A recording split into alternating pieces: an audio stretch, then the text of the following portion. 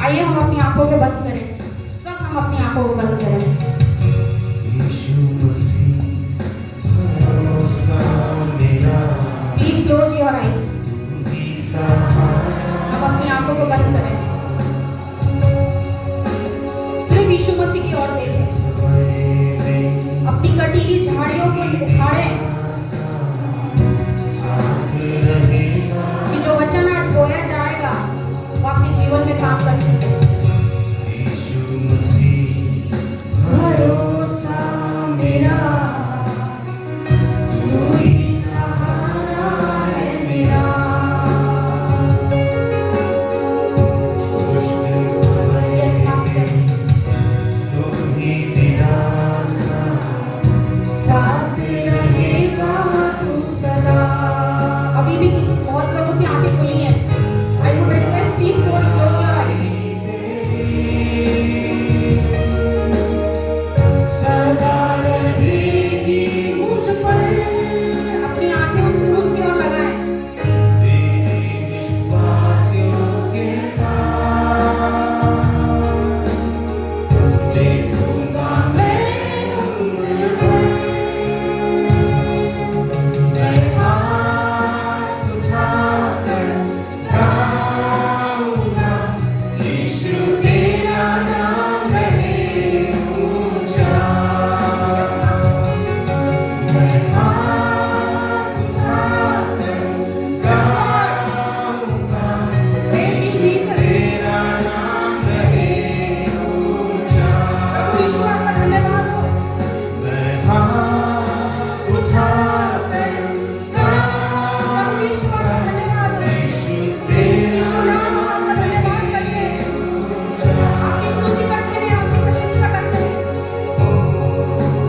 से है बचा केवल तू ही नाम वो है जो हमें मुक्ति दे सकता है, नया हमारी बदमाशी से हमें आजाद कर सकता है, हमारी बुरी आदतों से हमें छुटकारा दे सकता है। लेकर पुकारा मुझे, महिमा से मुझको भर दिया।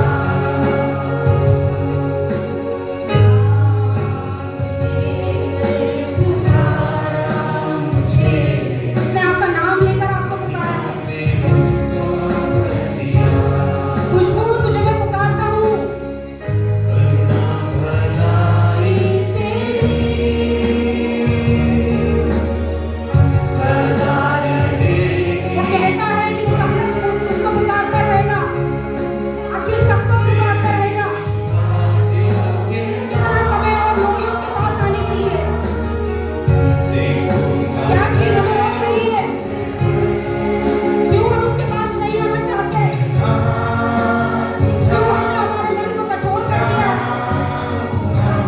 यीशु तेरा नाम रहे ऊंचा। उसके नाम को महिमा दे, उसके नाम को पुकारे। यीशु मुझे बचा ले आज, मुझे भर दे अपनी रूह से, मेरी कच्ची भूमि को जोत दे प्रभु, मेरी मन की चिंता को दूर कर दे। हाथ उठाकर गाऊंगा, यीशु तेरा नाम रहे ऊंचा। मैं हाथ उठाकर गाऊंगा, यीशु तेरा नाम रहे ऊंचा। यीशु तेरा नाम रहे ऊंचा।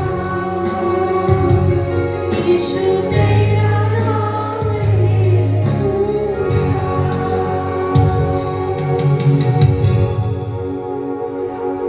अब आपका धन्यवाद देते हैं, पिता आपका धन्यवाद देते हैं, यीशु आपका धन्यवाद देते हैं। तेरे चरणों में आते हैं अब्बा और तुझसे गिड़गिड़ाते हैं प्रभु। पिता इस जीवन के लिए तुझे धन्यवाद देते हैं प्रभु। तूने इतनी खूबसूरत सुबह हमें दिखाई, हमें जिंदा रखा प्रभु। ये सांसें आज भी हम में चल रही है पिता, ये तेरे अनुग्रह है, तेरी दया है प्रभु। वो हम मिट नहीं गए, तेरी करुणा का फल है प्रभु जी। हम मिट नहीं गए, तेरी करुणा का फल है प्रभु जी। तेरा अनुग्रह हमारे जीवन के लिए बहुत है अब्बा। तेरा अनुग्रह 60 से 70 साल के जीवन के लिए बहुत है प्रभु।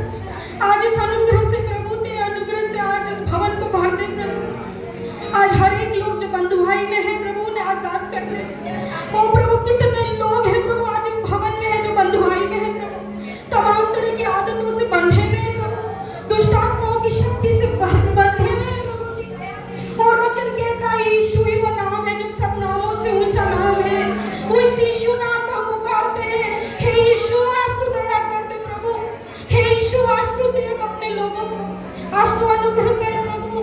हे यीशु, हम तुझे पुकारते हैं, तेरे नाम को पुकारते हैं प्रभु जी, तेरे नाम को यीशु, तेरे नाम को पुकारते हैं प्रभु जी। हर एक घुटना झुक जाए प्रभु, हर एक कठोर मन को आप नर्म कर दीजिए।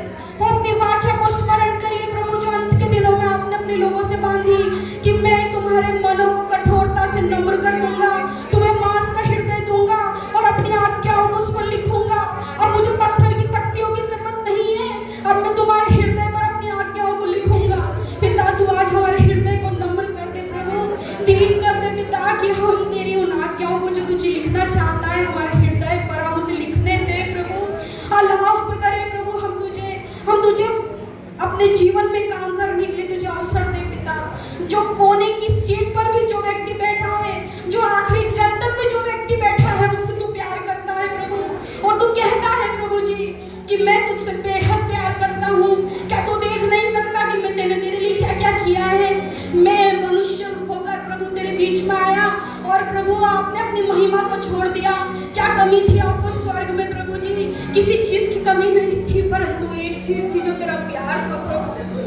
तूने अपने प्यार के खातिर प्रभु तू इस संसार में आ गया।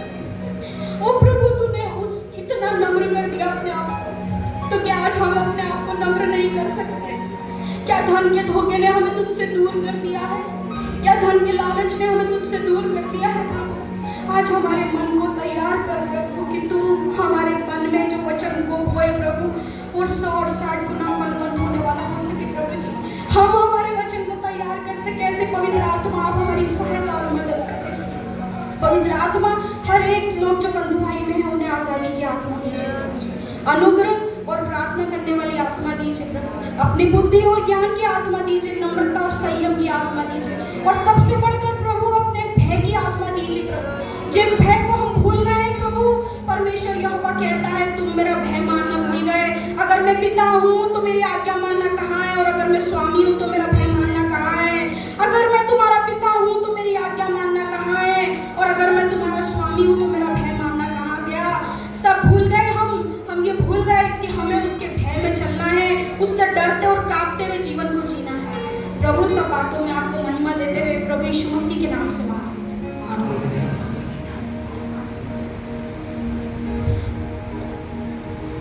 आइए हम वचन से निकाल लें।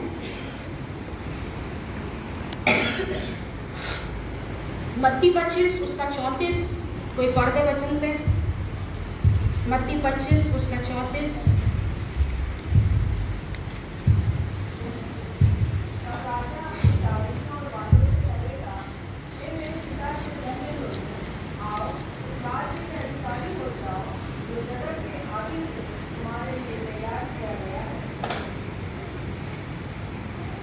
राज्य के अधिकारी हो जाओ जो जगत के आदि से तुम्हारे लिए तैयार किया गया है। एक राज्य का निमंत्रण देने के लिए आज मैं आप लोगों के बीच में आई हूँ। जिस चीज के लिए यीशु मसीह 2000 साल पहले आए, उस राज्य का निमंत्रण मैं आज आपको फिर से एक बार याद दिलाने आई हूँ कि वो निमंत्रण आज भी खुला हुआ है। यूहन्ना 3:3 में यीशु मसीह कहते हैं, मैं तुमसे सच कहता हूँ, जो मनुष्य नए सिरे से नहीं जन्मे वो परमेश्वर का राज्य देख नहीं सकता। आज हम में से कितने लोग हैं ऐसे हैं जो परमेश्वर के राज्य की तैयारी में जुटे हुए हैं? कितने लोग हैं हम में से? मैं ऐसा नहीं कहूँगी कि हम सब तैयार हो गए हैं, पर मैं ये कहूँगी कि तैयारी में जुटे हैं या नहीं जुटे हैं। कितने लोग हैं? मैं आपके हाथ ऊपर देखना चाहती हूँ। प्रभु के नाम की महिमा हो, क्योंकि बुलाए हुए तो बहुत हैं परंतु चुने हुए थोड़े हैं।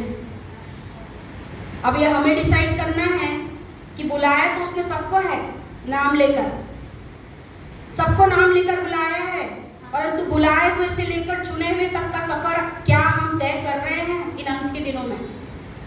अगर कल प्रभु यीशु मसीह आ जाए तो क्या हम चुने हुए में काउंट होंगे?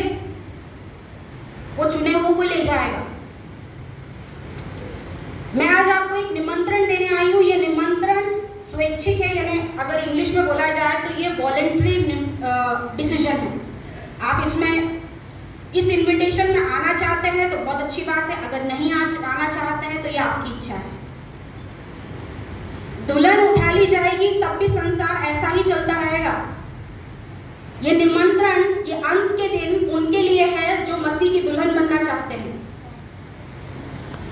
आज से बहुत साल पहले यीशु मसीह एक उद्देश्य लेकर आए। क्या उद्देश्य लेकर आए? पापों की क्षमा के लिए आए, बंधुआई से लोगों को छुड़ाने के लिए आए। कई तरीके से यीशु मसीह इस दुनिया में आए, कई काम उनको कंप्लीट करने थे। उसमें से सबसे इंपॉर्टेंट काम था कि वो एक राज्य के बारे में बताना चाहते थे, जिस राज्य में उनका विवाह होगा, जिस राज्य में हमें प्रवेश करना है, उस अविनाशी राज्य के बारे में वो बताने आए। इसीलिए उन्होंने यूहन्ना 3:3 में निकोदेमुस को हम सब जानते हैं। कौन था निकोदेमुस?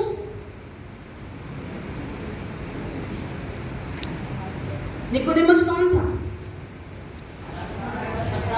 यहूदियों का सरदार था। वो एक बाइबल का, उस समय के जमाने में तोरा का एक्सपर्ट था। वो जो वचन, जो व्यवस्था उनके पास थी, उसका एक्सपर्ट था।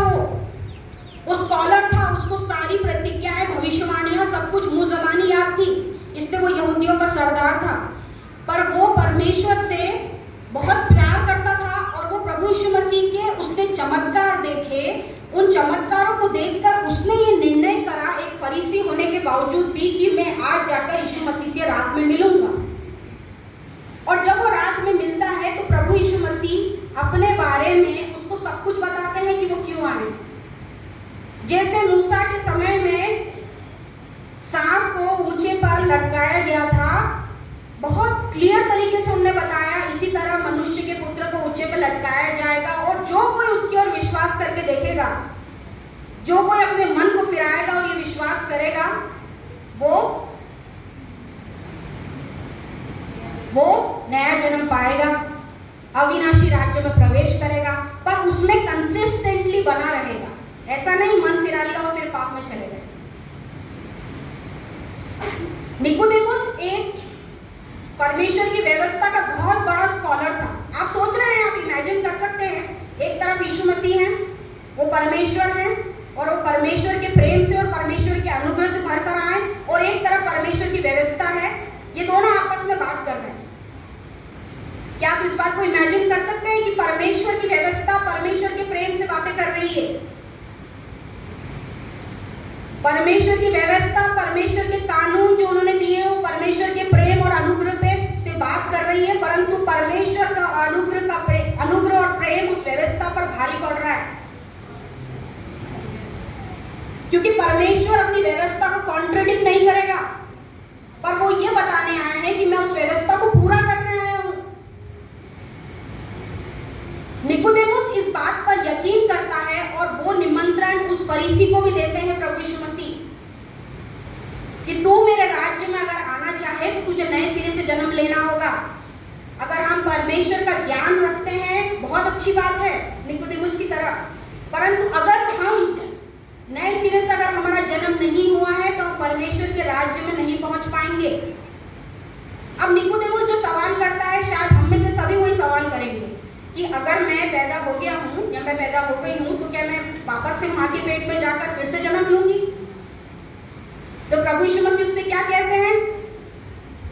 हवा जिधर आती है, जिधर से जाती है, उधर उसके डायरेक्शन को उसको कोई नहीं देख सकता, परंतु हम सिर्फ उसके शुद्ध शब्द को सुन सकते हैं। प्रभु यीशु मसीह ये बताना चाहते हैं इस आयत से कि पवित्र आत्मा के शब्द को सुनना ही हमारा काम है। इन अंत के दिनों में हर काम हमें उससे पूछकर करना है। पवित्र आत्मा मिला ही नहीं है तो पवित्र आत्मा की आवाज कैसे सुनेंगे? और एक बात बहुत अच्छे से प्रभु यीशु मसीह ने बता दी, अगर हमारा जन्म नए सिरे से नहीं हुआ है, आप कितनी भी प्रार्थना कर ले, कितना भी दुआ कर ले, चर्च आ जाएं फरीसी की तरह, अगर आप वचन का ज्ञान भर लें, आयतें याद कर लें, सब कुछ कर लो आप, पर अगर नए सिरे से जन्म नहीं हुआ आपका तो आप स्वर्ग नहीं जा पाओगे। कितनी भी ऑफरिंग दे दो, कुछ भी कर लो, सदूकी और फरीसियों के लिए तो यीशु मसीह कहते हैं, हे सांप के बच्चों। सांप के बच्चे क्यों कहते हैं पता है?